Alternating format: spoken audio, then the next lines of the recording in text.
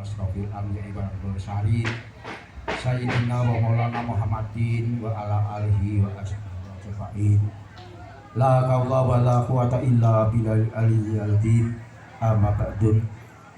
Sayaning para legah kakung saputri ingkang dahat kinurmatan, saderengipun ing dalu menika kula kepanggihan kaliyan panjenengan Bapak Gusti saha Ibu Pangati kaliyan ingkang putra calon penganten menika Mbak Asyah saperlu badhe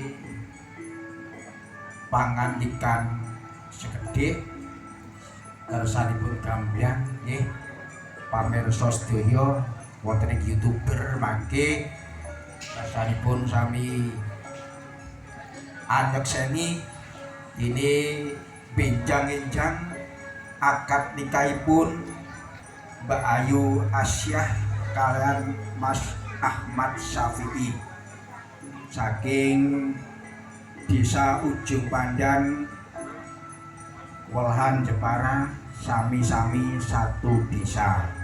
Nggih leresan. Nggih matur suwun.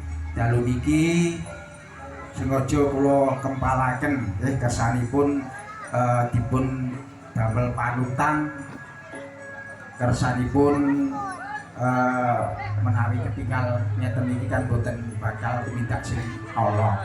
Dadosa keluarga ingkang sakinah mawaddah warahmah. Amin Allahumma amin. Nggih, dalu niki sedhereng acara kawiwitan nggih kula tanggap kalih keluarga langkung rumiyin monggo sareng-sareng memuji syukur wonten ngarsanipun Gusti Allah ingkang paring rahmat saha hidayahipun sehingga ing dalu niki saged kepanggihan kanthi slamet pidodone ing samikala ngantos benjang uni nggih.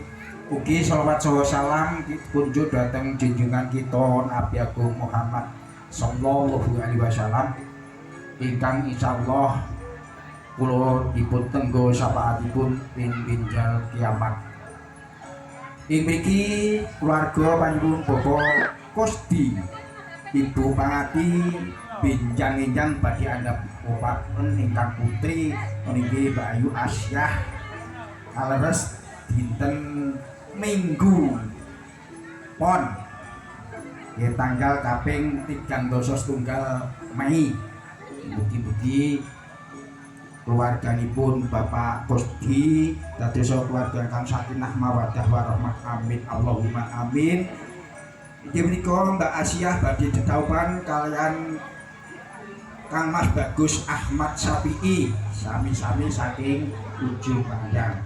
Nggih, mugi-mugi sedaya kelampahan kanthi pidodone ing samikala dalu niki malang saresean niki dipun tanggapaken utawi dipun hibur kalian wayang Purwa utawi inggih Purwa dalangipun